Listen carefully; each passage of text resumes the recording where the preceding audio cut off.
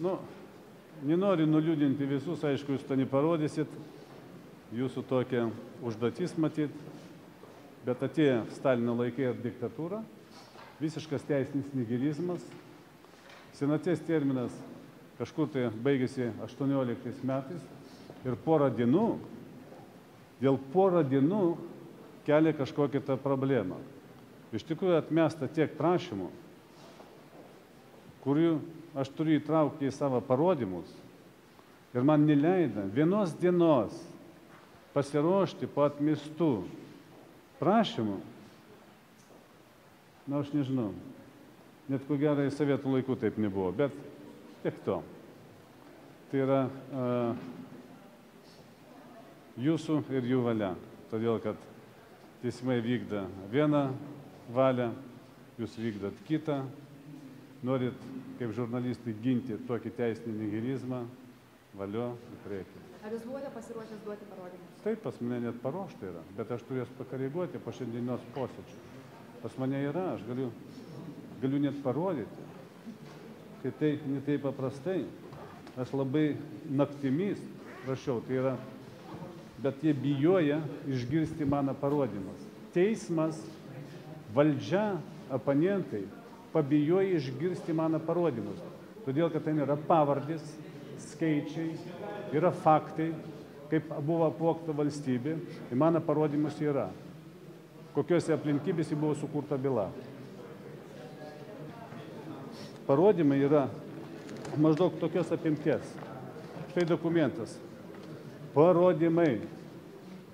Bet jie nesuredaguoti. Turi būti kreipimasis normaliai, parašyta į Vilniaus apygardos teismą tvarkai. Aš turiu suredaguoti. Neleisti suredaguoti tekstą, tai yra teisinis nihilizmas visiškas. Bet ponas Pasik, tiem parodymam, jūs turėt 5 metus, byla teisme yra 5 metai. Tai ar neįmanoma suredaguoti per tiek laiko? Gerbėmieji, parodymai duodami tada, kada ištirta byla. Ir kasdien po kiekvieno teismo posėdžio yra naujų aplinkybių, į kuriuos aš turiu atsižvelgti savo parodymuose. Tai šiandien yra atmesti mūsų prašymai, kur buvo įdėta daug energijos, proto, paskaičiavimo. Jie neįdėti į parodymus, todėl kad aš galvoju, bus ištirta padaryta ekspertizė. Jeigu jie atmeta, tai aš turiu įdėti į šitą parodymus paaiškinti. Jeigu nedaro ekspertizė teismas, aš turiu tada paaiškinti tos ekspertizės darbą. Tai papildytų kokią apie 20 puslapių. Tai kai aš galiu per 5 minutės pasiruošti.